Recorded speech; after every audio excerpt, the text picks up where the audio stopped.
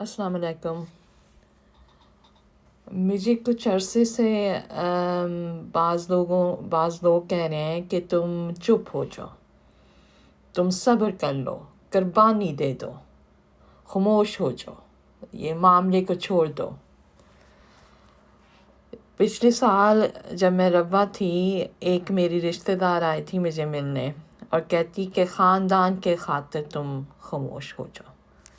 میں نے اس کو جواب دیا تھا کہ تم میری خاموشی اس دن دیکھو گی، میری خاموشی اس دن چھائے گی جس دن میرا جنازہ اس گھر سے اٹھے گا۔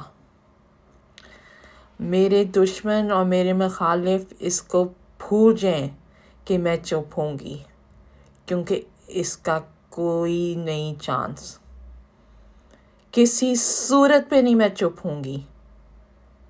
کوئی بھی ارب کروڑ میرے سامنے پیسہ ڈال دو، ایک فوج میرے سامنے کھڑی کر لیں، میں چپ نہیں ہوں گی۔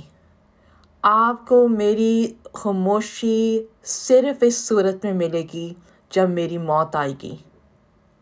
اسی جیسے میں نے حضرت صاحب کو کہا تھا، اگر وہ میری خاموشی چاہتے ہیں، اگر آپ لوگ سب میری خاموشی چاہتے ہیں تو پھر میرے سر پہ گن رکھیں اور میرے کن پٹی پہ گولی مار دیں، کیونکہ جب تک میں سانسیں لے رہی ہوں، جب تک میرا دل دھڑک رہے، میری خاموشی نہیں ملے گی۔ میں چاہے اکیلی آواز اٹھا رہی ہوں، اکیلی آواز بلند کر رہی ہوں، ایک ہی آواز کافی ہوتی ہے۔ اب یہ مثال دیکھ لیں، ایک چمگادڑ نے ایک آفت پھیلا دی ہے پوری دنیا میں 2 سال میں۔ کتنے کروڑ موتیں آ گئی ہیں کووڈ کی وجہ سے، بوڑھے چھوٹے، ہر بیک گراؤنڈ کے لوگ، ہر دنیا کے کنارے سے لوگ مر گئے ہیں اس بیماری کی وجہ سے۔ اس بیماری کی شروعات ایک چمگادڑ تھا۔